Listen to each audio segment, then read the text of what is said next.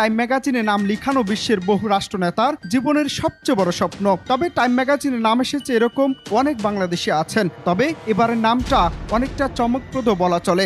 2024 সালে প্রভাবশালী 100 ব্যক্তির তালিকায় এবার নাম উঠে এসেছে বৈষম্যবিরোধী ছাত্র আন্দোলনের সমন্বয়ক নাহিদ ইসলাম।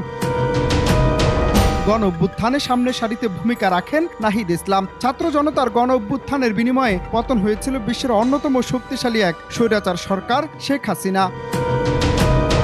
তবে প্রতি বছর বিশ্বের প্রভাবশালী 100 ব্যক্তির এই তালিকা প্রকাশ করে বিখ্যাত সাময়িকী টাইম ম্যাগাজিন। 1999 সাল থেকে প্রতি বছর এই তালিকা প্রকাশিত হচ্ছে। টাইম ম্যাগাজিন নাহিদের সম্পর্কে লিখেছে, আন্দোলনের অনেক নেতার মধ্যে নাহিদ অন্যতম। বাংলাদেশের গোয়েন্দা সংস্থা দ্বারা নির্যাতনের শিকার হওয়ার পরেও জনমানুষের কাছে তার পরিচিতি আরও বাড়তে থাকে। নাহিদ 3 আগস্ট জাতীয় শহীদ মিনারে লাখো জনতার সমাবেশে বৈষম্য বিরোধী ছাত্র আন্দোলনের হয়ে এক দফা দাবি ঘোষণা করেন। ওই দিন বিকেল 5টার দিকে নাহিদ ইসলাম মাইকে সমবেত মানুষের উদ্দেশ্য করে বলেন, মানুষের জীবনে নিরাপত্তা ও সমাজে ন্যায় বিচার প্রতিষ্ঠার জন্য আমরা এক দফা দাবির সিদ্ধান্তে উপনীত হয়েছি। এই দফাটি হলো প্রধানমন্ত্রী শেখ হাসিনা সহ এই সরকারের পতন ও ফ্যাসিবাদকে বিলুপ্ত করা।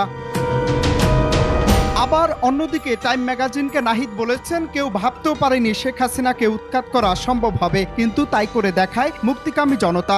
দেশব্যাপী তীব্র বিক্ষোভের মুখে 5 আগস্ট ভারতে পালিয়ে যান শেখ হাসিনা। তবে সবচেয়ে বড় চ্যালেঞ্জগুলোই হলো এখন সামনে।